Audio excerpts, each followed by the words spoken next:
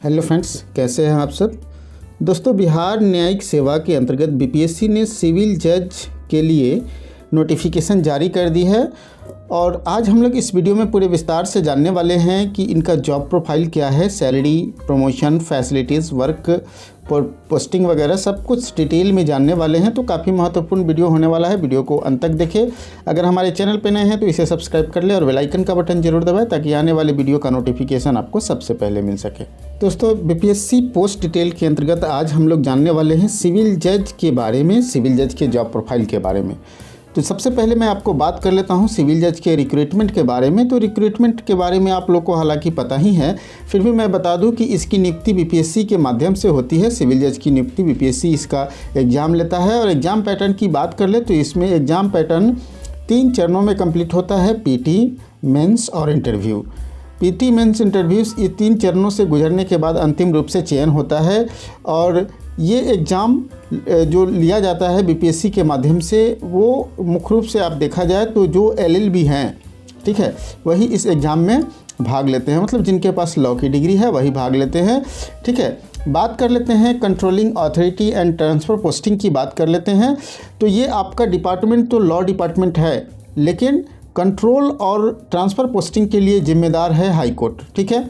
High court के माध्यम से ही है, पटना हाई कोर्ट के माध्यम से ही आपकी कंट्रोलिंग अथॉरिटी भी वही है और ट्रांसफ़र पोस्टिंग भी उसी के द्वारा किया जाता है। हाई कोर्ट ही आपके जितने भी जॉब प्रोफाइल से संबंधित वर्क है सब कुछ आपको वहीं से होता है। पोस्टिंग की बात कर ले तो ये चूँकि एक स्टेट लेवल का कैडर है तो डेफिनेट रूप से आपका पोस्टिंग बिहार में कहीं भी हो सकता है, चाहे वो डिस्ट्रिक्ट कोर्ट में हो या सब डिविजनल कोर्ट में हो, लेकिन आपकी पोस्टिंग ऑल ओवर बिहार में हो सकती है, ठीक है। होम डिस्ट्रिक्ट पोस्टिंग नहीं होती है, इतना ध्यान रखेंगे, होम डिस्ट्रिक्ट पोस्टिंग नहीं होती है। कंट्रोल आपका सारा हाई कोर्ट के हाथ में होता है, ठीक है। अब हम लोग बात कर लेते हैं आगे सैलरी की।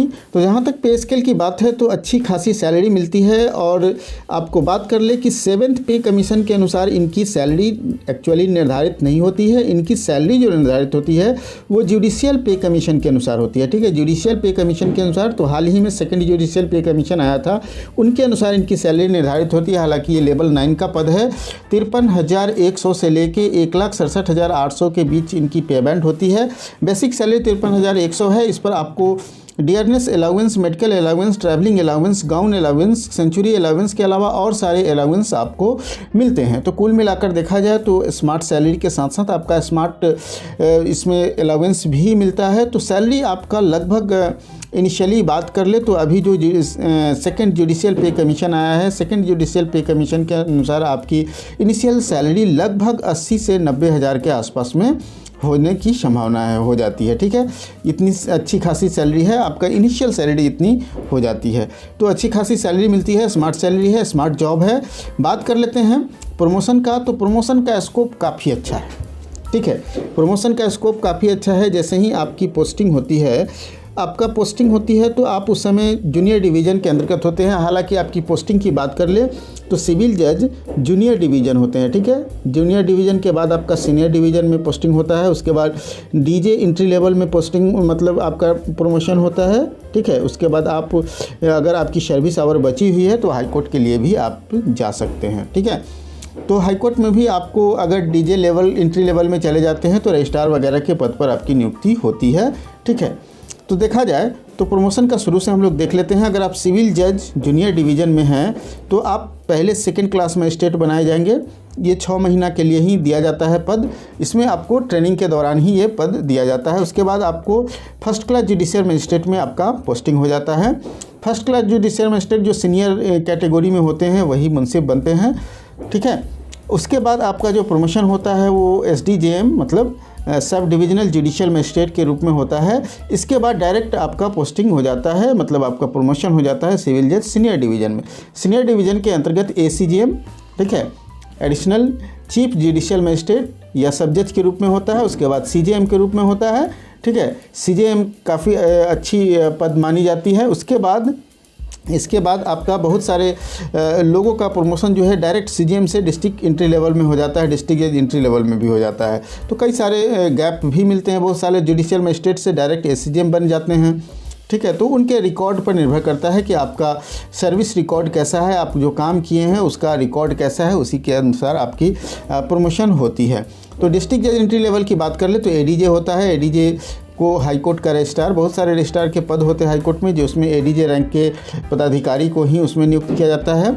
एडीजे के बाद आप प्रिंसिपल जज बनते हैं, पीजे जिसको कहते हैं। उसके बाद अगर बात कर ले तो आप डिस्ट्रिक्ट जज के कैटेगरी में हैं, तो डेफिनेट रूप से आपको डिस्ट्रिक्ट जज बनने का मौका मिलेगा अगर आपका सर्विस रिकॉर्ड अच्छा है तो, ठीक है। इसके बाद बात कर लेते हैं डिस्ट्रिक्ट जज के बाद अगर आपका सर्विस लेंथ अच्छा है, अच्छा खासा है और सर्विस रिकॉर्ड भी अच्छा खासा है, तो आप हाई कोर्ट के जस्टिस के रूप में भी आपकी नियुक्ति हो सकती है, प्रमोशन हो सकती है। तो दोस्तों कुल मिलाकर देखा जाए तो प्रमोशन का स्कोप काफ़ी लंबा चौड़ा है, अच्छा खासा है प्रमोशन का स्कोप। तो प्रमोशन के लिहाज से ये पद काफ़ी अच्छा माना जाता है और एक रॉयल जॉब है, ठीक है। रॉयल जॉब है और रॉयल जॉब के साथ साथ आपको किसी की ज़िंदगी का फैसला करने का मौका मिलता है, ठीक है। आप देखेंगे, अगर आप देखेंगे इसके फैसिलिटीज़ की, तो फैसिलिटीज़ भी आपको अच्छी खासी मिलेगी। आवास से एक वेल फर्निश्ड आवास मिलता है, अच्छा खासा आवास होता है। गाड़ी की बात कर ले तो खासकर देखेंगे कि आप जुडिशियल मजिस्ट्रेट जूनियर डिवीज़न और सीनियर डिवीज़न में हैं, तो आप जूनियर या सीनियर डिवीज़न में होंगे तो आपको गाड़ी प्रोवाइड नहीं कराया जाएगा। हालांकि एडीजे लोगों को भी गाड़ी प्रोवाइड नहीं कराई जाती है, उनको अपनी गाड़ी यूज़ करनी होती है और गाड़ी का जो ट्रैवलिंग अलाउंस है या फिर पेट्रोल डीजल अलाउंस है वो प्रोवाइड कराया जाता है, ठीक है। और प्यून की बात कर ले तो प्यून तो मिलते ही मिलते हैं, ऑफिस के लिए अलग, इजलास के लिए अलग, इस तरह से प्यून मिलते हैं। बिजली बिल, फ़ोन बिल वगैरह का भुगतान भी गवर्नमेंट के द्वारा ही किया जाता है। तो सैलरी के साथ साथ आपको सुविधाएं भी अच्छी खासी दी जाती हैं। बात कर ले अगर आपके वर्क प्रोफाइल की, तो देखिए एक्चुअली क्या है कि सब डिवीज़न और डिस्ट्रिक्ट लेवल पे आपकी पोस्टिंग होती है, ठीक है। हालांकि स्टेट कैडर के रूप में आपको स्टेट लेवल पर भी लॉ डिपार्टमेंट में काम करने का मौका मिलता है, ठीक है। सेलेक्टेड जुडिशियल मजिस्ट्रेट को मौका मिलता है कि वो स्टेट लेवल पर भी लॉ डिपार्टमेंट के अंतर्गत लॉ का निर्माण करने में गवर्नमेंट का मदद करे। तो यहाँ स्टेट लेवल पर भी आपको मौका मिलता है। स्टेट लेवल के अगर हाई कोर्ट के जस्टिस बन जाते हैं तो आपको स्टेट लेवल तक के जितने भी आपको देखेंगे केस होते हैं उसको निपटारा करने का मौका मिलता है, ठीक है। बात कर लेते हैं काम का, तो काम भी आप देखेंगे तो आपका काम भी काफ़ी अच्छा खासा मतलब जॉब प्रोफाइल है, आपका इंटरेस्टिंग जॉब प्रोफाइल है। सिविल जज जूनियर डिवीज़न और सीनियर डिवीज़न के रूप में आपको 7 वर्ष से कम सज़ा वाले जितने भी केसेस होते हैं उसका निपटारा करने का मौका मिलता है। अपने न्यायालय का जो प्रशासन होता है, चूँकि देखिए इसमें क्या होता है कि प्रत्येक जुडिशियल मजिस्ट्रेट का इंडिविजुअल कोर्ट होता है, तो इंडिविजुअल कोर्ट होता है तो इंडिविजुअल कोर्ट का प्रशासनिक काम जो है उनको देखना पड़ता है, ठीक है। अपने कर्मियों के माध्यम से वे अनिवार्य डाटा और स्टेटमेंट्स वगैरह अपने वरीय पदाधिकारी को उपलब्ध कराते हैं।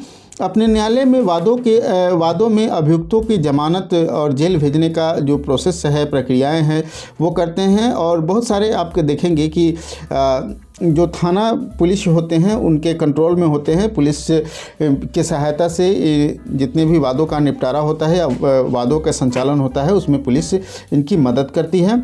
अगर आप मुंसिफ या सब जज के रूप में हैं तो डेफिनेट रूप से आपको ज़मीनी विवाद का निपटारा करना पड़ता है, ज़मीन से जुड़े हुए केसों का निष्पादन करने का मौका मिलता है।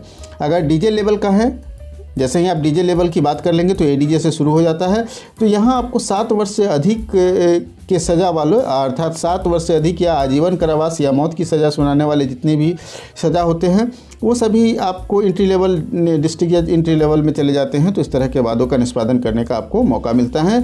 अपने न्यायालय के प्रशासन का इंडिविजुअल काम तो करना ही पड़ता है, डाटा प्रोवाइड कराना ही पड़ता है, ये सब तो हैं ही। इसके अलावा आपके अपने न्यायालय में वादों के अभियुक्तों को जमानत देना और जेल भेजना के साथ साथ अग्रिम जमानत भी देने का काम किया जाता है, जिसको एंटीसिपेटरी बेल हम लोग कहते हैं, ठीक है।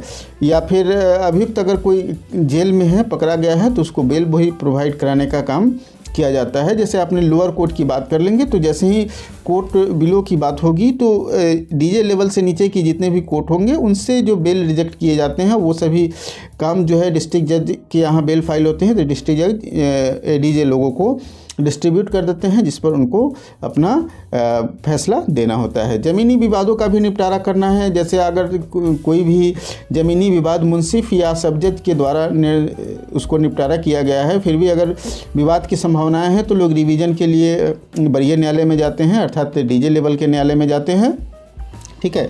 निचली न्यायालय में दिए गए निर्णय का पुनरीक्षण अर्थात रिवीजन भी इनके द्वारा किया जाता है। अग्रिम जमानत वगैरह देने का काम करते हैं। मृत्युदंड, आजीवन कारावास की सज़ा सुनाना भी इनका काम है। अगर इनको लगता है कि काफ़ी गंभीर प्रकृति के वाद हैं और उसमें दोष सिद्धि हो जाती है तो वो मृत्युदंड और आजीवन कारावास की सज़ा भी सुना सकते हैं। हाईकोर्ट जस्टिस के रूप में अगर इनकी पोस्टिंग हो जाती है तो हाईकोर्ट में जितने भी संवैधानिक मामला होते हैं उसके निपटारा करने का मौका मिलता है। ज़मीनी विवादों का निपटारा तो वहाँ होता ही होता है। निचली न्यायालय के द्वारा जो निर्णय जो होते हैं उसके रिवीजन वगैरह भी वहाँ चलते हैं। अग्रिम जमानत, एंटीसिपेटरी बेल भी हाईकोर्ट के द्वारा प्रोवाइड कराया जाता है। मृत्युदंड, आजीवन कारावास की सज़ा मुकर्रर जो होती है उसको सुनिश्चित करने, जैसे लोअर कोर्ट के द्वारा अगर सुना दिया गया है तो उसको मिनिमाइज़ करने या फिर सज़ा को बरकरार रखने या सज़ा को बढ़ाने वगैरह का काम भी हाईकोर्ट जस्टिस के रूप में कर सकते हैं। सभी प्रकार के संवैधानिक वादों का निपटारा करते हैं। इस प्रकार से देखेंगे तो आपका work profile smart work profile है और काफ़ी अच्छा खासा इसमें वर्क वेरिएशन भी आपको देखने को मिलेगा। ठीक है, वर्क वेरिएशन भी आपको देखने को मिलेगा। तो काफ़ी अच्छा खासा ये जॉब प्रोफाइल है।